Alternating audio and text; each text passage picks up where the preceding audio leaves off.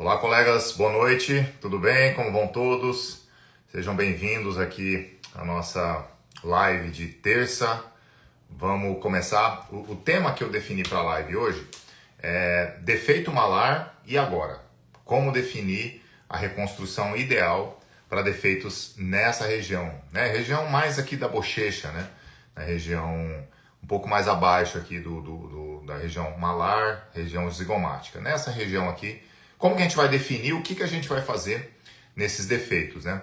Eventualmente a gente pode pensar em opções mais clássicas, digamos assim. Talvez um fechamento primário, que cabe muito bem em algumas situações. A gente até falou sobre isso na live de semana passada, né? A possibilidade do fechamento com ponto simples. Esses defeitos na região malar, eles podem ser fechados com ponto simples, principalmente em pacientes idosos que têm ali um excesso de pele, tem ali uma redundância de pele, uma flacidez de pele. A gente consegue fazer um fechamento primário dessas lesões e faz com que esses resultados dessas cicatrizes coincidam com alguma ruga que esse paciente eventualmente vai ter nessa região.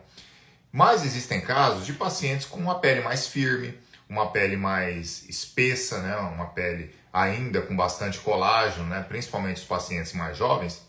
Às vezes eles vão demandar fechamentos que vão precisar de uma reconstrução com algum retalho. Nesses casos, a gente tem que ter a ciência ou o planejamento de qual retalho a gente vai utilizar naquele caso e não deixar para decidir isso ali na cara do gol, né? Na hora ali da cirurgia você decidir o que você vai fazer. Não, isso tem que ser planejado desde a primeira consulta, desde o primeiro dia que você vê esse paciente no seu consultório.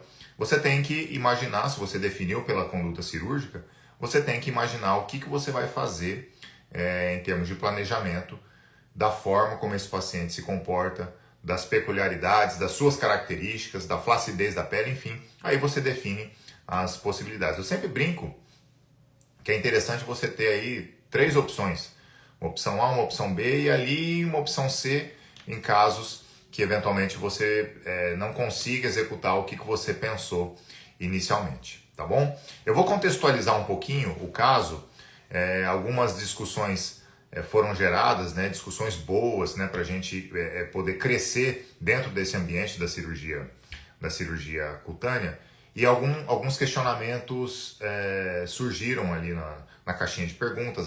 Pessoas até me mandaram direct e questionando algumas situações. Então eu decidi trazer o caso, a gente conversar sobre o caso, eu explicar melhor as decisões que eu tomei, até para a gente poder ter uma linha de base da discussão. O foco sempre vai ser a reconstrução, o fechamento, mas eu quero trazer alguns detalhes desse caso, tá bom? Eu vou compartilhar com vocês a lesão para vocês entenderem.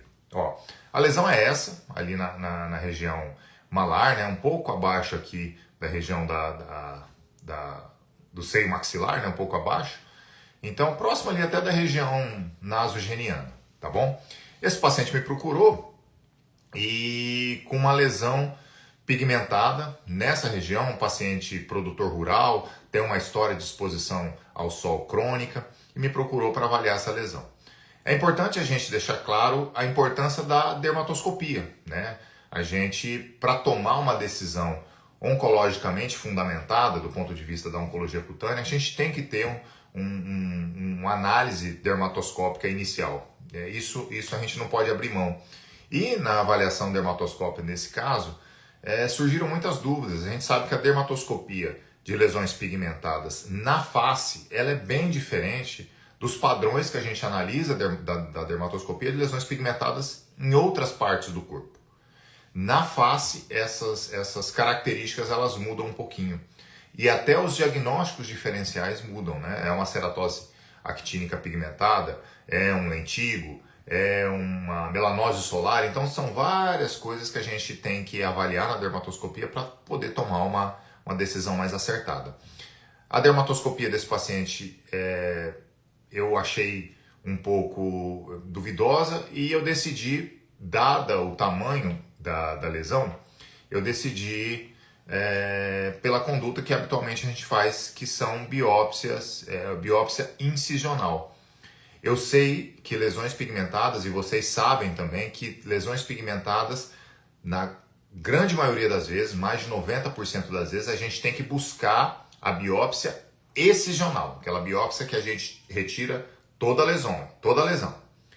Repetindo, lesões pigmentadas, biópsias excisionais, biópsias que a gente retira toda a lesão para ela ser estudada como um todo.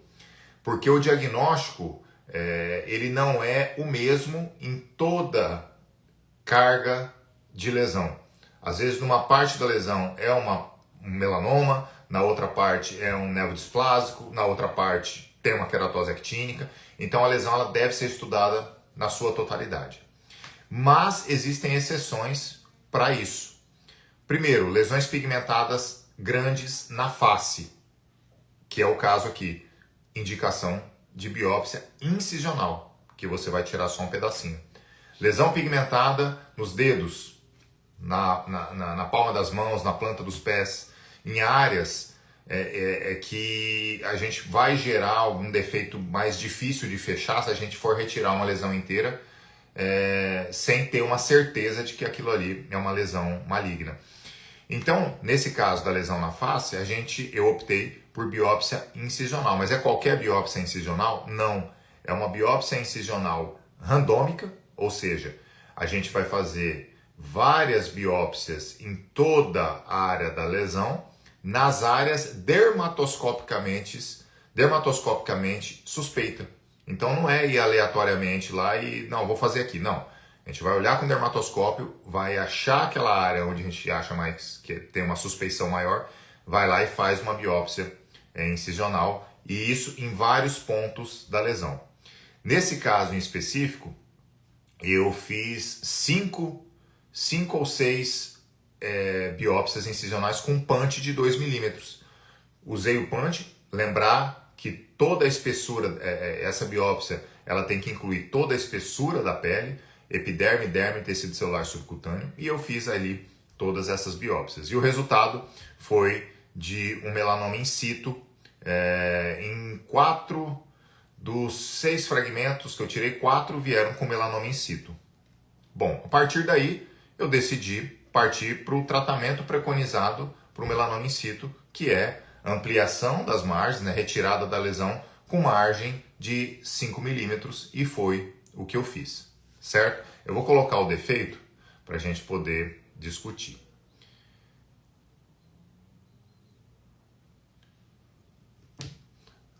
Aqui já está o retalho rebatido, mas o defeito... Deixa eu ver se eu tenho uma foto do defeito aqui. Só um pouquinho.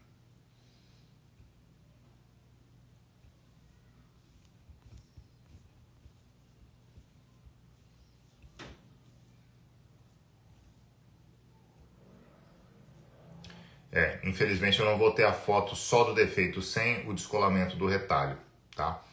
Mas... vamos pegar essa daqui. Mas perceba que é uma lesão grande, uma lesão que ficou com pelo menos 4 centímetros aí de diâmetro. E aí a dúvida era com qual técnica que a gente utilizar para poder fazer o fechamento dessa lesão. Coincidiu desse caso, pessoal, de ser um melanoma in situ, mas poderia ser um carcinoma basocelular, um carcinoma espinocelular, enfim. A natureza da lesão, a histologia da lesão, no nosso contexto aqui, ela não importa tanto. O que importa aqui é a gente entender os conceitos por trás da decisão de fazer um retalho de rotação, um retalho de avanço, que foi a opção aqui. Então, a decisão por fazer um retalho de avanço foi perguntado em uma das caixinhas, até nas votações, do retalho bilobado, enfim, o romboide, alguns outros tipos, algumas outras modalidades de retalho. Mas por que eu decidi fazer um retalho de avanço? Primeiro, por aquilo que eu mencionei no início da nossa discussão.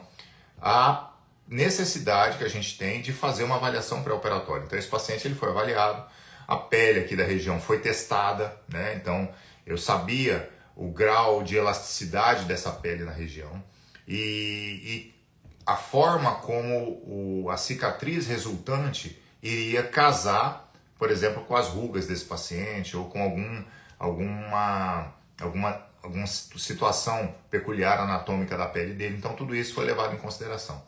Provavelmente, se esse paciente tivesse uma pele mais espessa, talvez eu teria escolhido um outro tipo de retalho, um outro tipo de fechamento.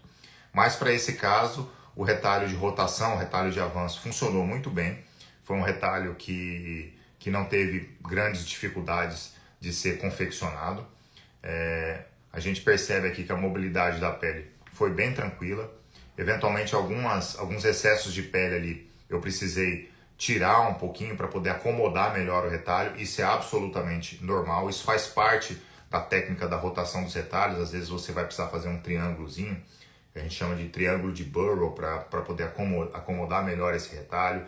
Eventualmente um excesso de pele, né, as chamadas dog ears, você vai ter que fazer também uma retirada. Isso é absolutamente previsto e previsível dentro da confecção do retalho, tá? Então, um retalho bastante móvel, não teve nenhuma... Deixa eu esconder aqui os comentários para a gente poder ver melhor. Então, não teve nenhuma dificuldade ali para poder fazer a aproximação desse tecido, tá? Vamos ver aqui o resultado. E esse foi o resultado imediato, né? Um pós-operatório imediato. A gente vê ali, aqui do lado esquerdo, aqui embaixo, foi onde a gente faz aquela compensação, o triângulo de Burrow, para poder fazer a acomodação dos retalhos. Um fechamento com ponto simples, tá? Aqui você poderia utilizar também um ponto de Gilles, às vezes um fechamento subdérmico com um fio absorvível bem fininho, alguns pontos ali de ancoragem, de suporte, para você às vezes tentar vir até com uma sutura contínua, com fio fino. Lembrar que quando for utilizar a sutura contínua para esses retalhos, não pode haver nenhum tipo de tensão, quer dizer, as bordas ali da região da epiderme tem que estar bem relaxada, não pode ter nenhuma tensão, porque a sutura contínua, se uma infecção ou alguma alteração ali na cicatrização fizer com que esse ponto solte, toda a linha de sutura vai ser comprometida. Então, mas no caso aqui foi um ponto simples, bem tranquilo, e o paciente ficou super satisfeito. E o resultado anátomo-patológico, só por uma curiosidade, realmente confirmou que era um melanoma in situ, margens bem adequadas, então não teve nenhuma surpresa aí no anátomo-patológico, que até foi um questionamento que chegou, né? Que, se viesse aí no resultado anátomo-patológico alguma outra surpresa, mas não teve nenhuma surpresa no resultado. Então, voltando na questão da decisão, né? Eu vou até escolher um retalho que foi mencionado ali nas caixinhas, que foi o retalho bilobado, né? Por que eu não escolhi o retalho bilobado? Foi na hora da votação lá para qual retalho escolher, talvez tenha sido o retalho mais votado, tá? Foi exatamente por isso, pelas linhas de tensão, as linhas de força ali da região da face. O retalho bilobado nessa região, ele talvez no segundo eixo tenha uma dificuldade na hora da rotação, para esse caso específico, mas não deixa de ser uma opção, como o retalho romboide também pode ser uma opção. As decisões aqui, pessoal, elas não são decisões estanques, decisões únicas, né? Esse negócio assim, não tem que ser um bilobado, tem que ser um enxerto. Não é que tem. Isso você tem que ter a carta na manga, você tem que ter a avaliação do seu paciente na mão, uma anamnese, um exame físico bem feito, e você vai decidir diante de uma gama de possibilidades, uma gama de opções que você tem para poder utilizar nessa situação. Então, não existe decisão unânime, né? Cada paciente é um paciente, a mão do cirurgião ou o feeling do cirurgião interfere muito. É lógico que existem limites, existem situações que a gente não vai conseguir utilizar um retalho ou outro, mas eu acho que a gente não pode ser muito radical nas decisões. Tem que ser muito baseado na percepção que você tem do caso, muito baseado na avaliação que você fez do seu paciente e na tua expertise para poder executar aquele retalho, né? Às vezes você não vai, eventualmente, pensar num retalho que você não está habituado a fazer ou que você nunca fez. o que você não se sente seguro, né? Às vezes você tem ali na tua cancha, ali no seu portfólio de opções, três retalhos ali que você domina bem, e é com esses que você vai lidar e vai resolver 90% da sua vida.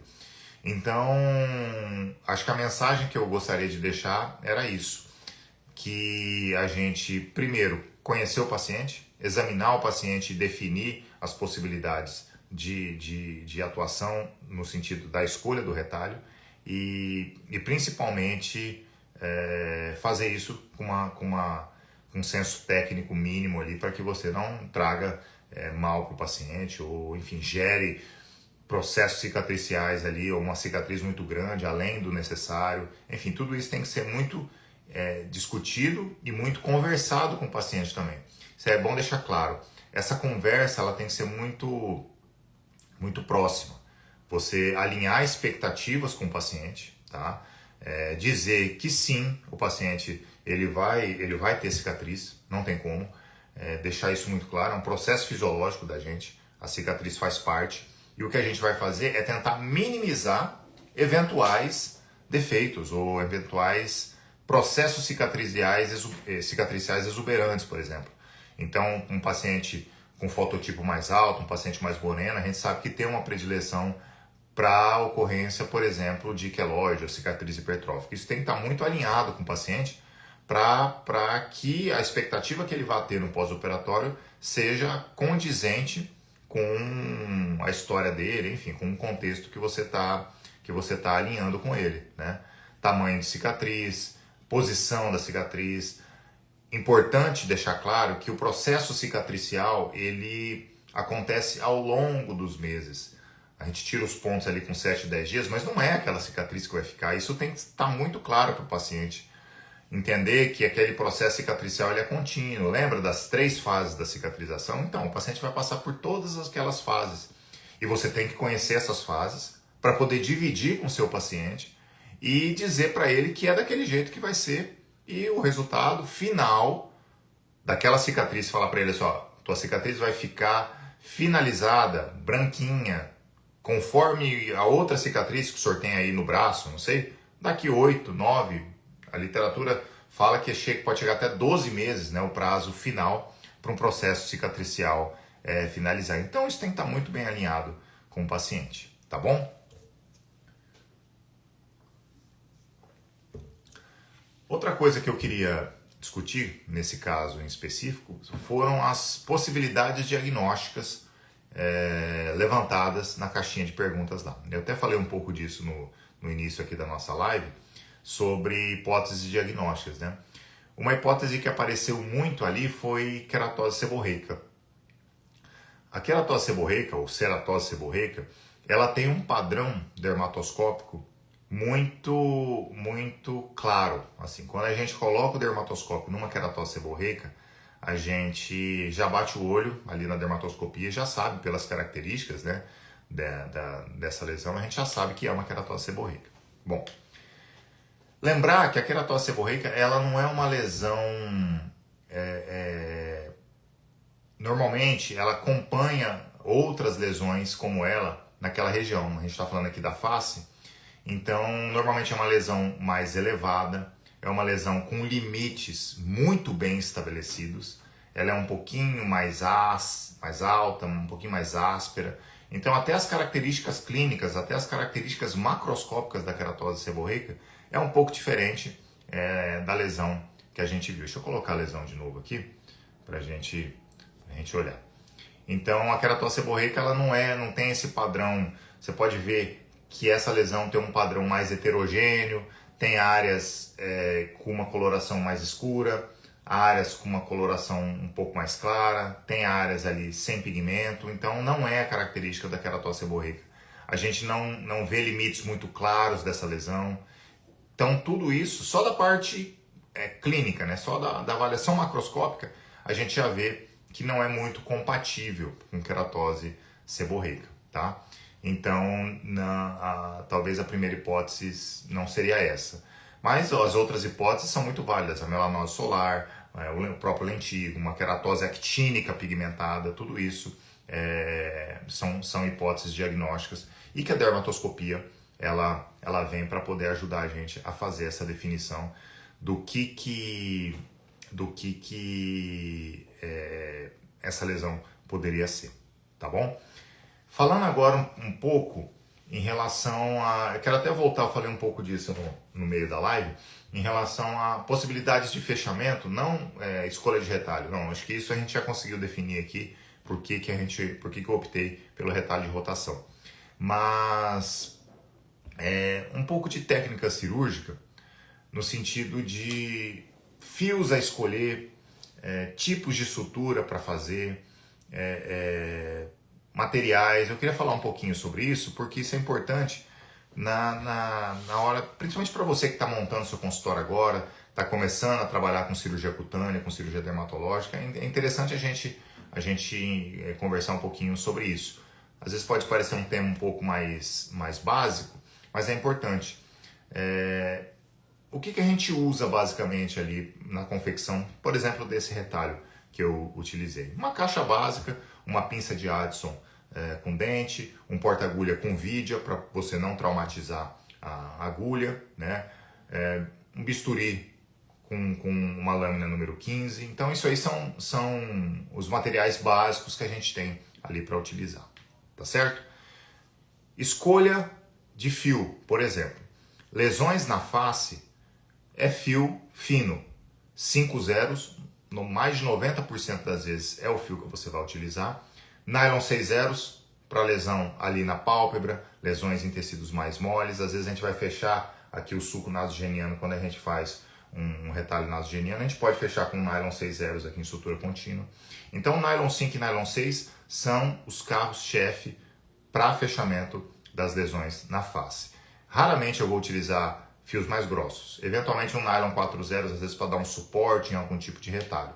Mas mais de 90% das vezes eu vou utilizar nylon 5 zeros e nylon 6 zeros. Você pode perguntar, Rafael, eu posso utilizar fio absorvível na face? Eventualmente você pode, em alguns retalhos um pouco mais espessos, às vezes no couro cabeludo, por exemplo, às vezes a gente vai fazer um retalho em catavento, vai fazer um retalho romboide, principalmente aqui na região temporal. Às vezes, para você dar uma sustentação para a parte dérmica e subdérmica, você pode fazer essa aproximação com um fio absorvível e normalmente eu utilizo o monocrio, que é um fio absorvível monofilamentar. Eu evito ao máximo, salvo se eu tiver num serviço que só tenha um fio multifilamentar, mas eu evito ao máximo a utilização de fio multifilamentar, né, nessas lesões da face, tá? O Vicryl, por exemplo. É um fio muito bom, mas por ser um fio absorvível e multifilamentar, a chance de uma reação é maior, a chance de infecção de ferida é maior, então eu não utilizo na minha rotina. Se eu for utilizar um fio absorvível na face, eu vou utilizar um monocrio fino, 4 zeros ou 5 zeros, tá bom? Tipo de sutura. Também, 90% das minhas suturas são pontos simples. Pontos simples, bem executados, simétricos, nozinho para as laterais. Deixa eu até mostrar aqui. Pode ver que um nozinho ele não fica em cima da linha da cicatriz. Ele fica para o lado. No caso aqui está para cima, né? Por quê? Por dois motivos. Esse nozinho em cima da linha da incisão, da linha da cicatriz, aumenta a chance de infecção, porque esse nozinho ele vai acumular sangue, e esse sangue vai coagular e é um meio de cultura para proliferação bacteriana. Então, se esse nozinho ficar em cima ali da linha de cicatriz, pode aumentar a chance de infecção. Então, por isso que esse nó ele deve ficar para fora da linha da cicatriz, ou para o lado direito ou para o lado esquerdo. Beleza. E facilita muito também a retirada do ponto. Por quê? Porque como o nozinho ele vai estar apoiado na pele para a lateral, a alça do ponto fica livre para você vir com um bisturi de lâmina 11 ou com uma tesourinha fininha, pega ali, levanta, puf, já corta. Facilita absurdamente a retirada desses pontos. Então, pode ver que existe uma simetria na confecção da sutura, né? A distância entre os pontos, a distância de entrada e saída na pele. Então tudo isso faz diferença, a técnica cirúrgica faz diferença. Manipulação de tecidos, não esmagar muitos tecidos, não macerar esses tecidos com a pinça. A pinça de Addison serve para você só apoiar, não tem que apertar, não tem que mobilizar de forma muito forte.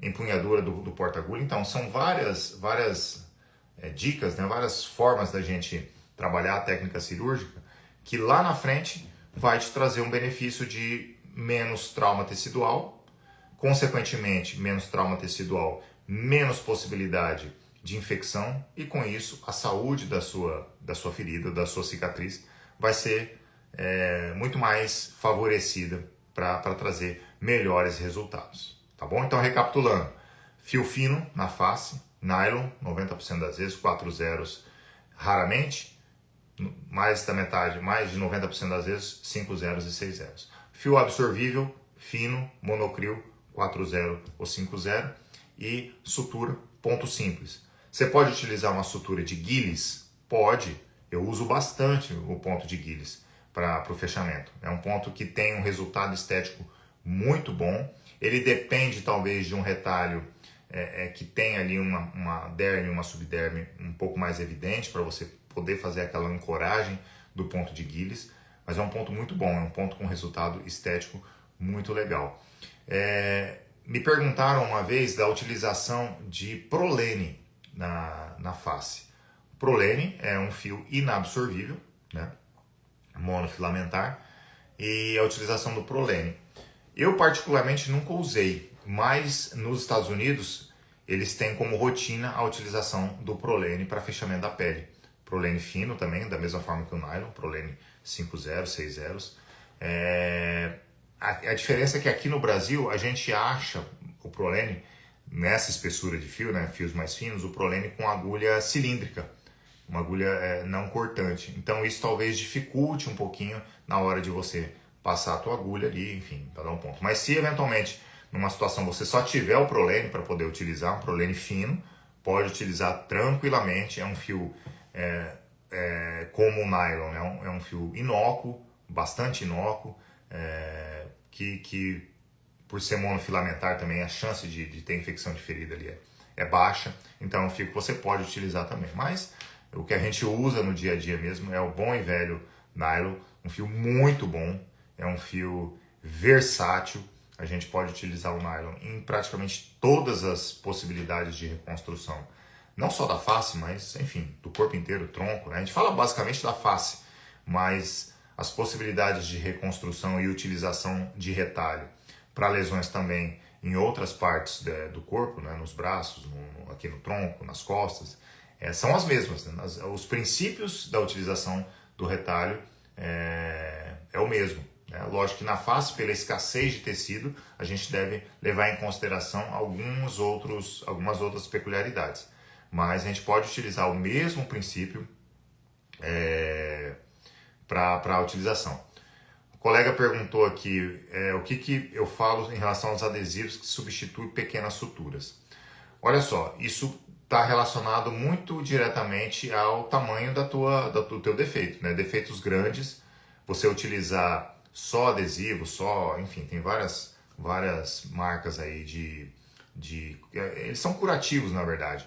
Que ele tem até um mecanismo que trava, você puxa o curativo, ele trava e fecha a ferida. Eu particularmente não uso no meu dia a dia, eu acho que o resultado é um resultado que depende de muitos fatores e se você não conseguir trazer uma coaptação adequada com esse tipo de curativo, às vezes você vai perder o time e não vai poder utilizar uma sutura depois. Então, eu acho que numa situação para lesões muito pequenas, uma lesão, por exemplo, na região frontal, lesões pequenininhas, tudo eu utilizaria. Mas, por exemplo, nariz, próximo ao lábio, nesses lugares mais nobres, digamos assim, eu ia com a boa e velha sutura mesmo, que é o que vai garantir pra gente um sucesso, tá certo? Pessoal, é isso. O que eu queria trazer em relação a esse caso foram essas informações. Espero que vocês tenham entendido, que as dúvidas tenham sido sanadas e se houver qualquer questionamento, ainda qualquer coisa, manda uma mensagem, comenta essa live, eu vou postar ela, então comenta aqui na live que a gente faz com que essa discussão ela continue sempre crescendo. O objetivo aqui do Além do Ponto Simples é esse, é a gente trazer conceitos de cirurgia cutânea muito sólidos, ao mesmo tempo de forma muito direta. Vocês percebem que eu não fico usando epônimo, esse é o retalho de fulano, o retalho de ciclano, aqui tem que ser um ângulo de 30 graus, não. É uma coisa muito direta, muito associado à avaliação clínica, isso a gente nunca pode deixar de lado, e a gente consegue, com isso, trazer grandes resultados para o paciente e resolver muita coisa de uma forma bastante responsável, embasado cientificamente, mas também ao mesmo tempo de uma forma direta, objetiva e resolutiva, tá certo? A gente se vê na live de semana que vem, durante a semana vão haver novas postagens aí e um novo caso eu vou colocar na semana que vem, tá certo? Grande abraço a todos, boa noite e a gente se fala. Tchau, tchau, até mais.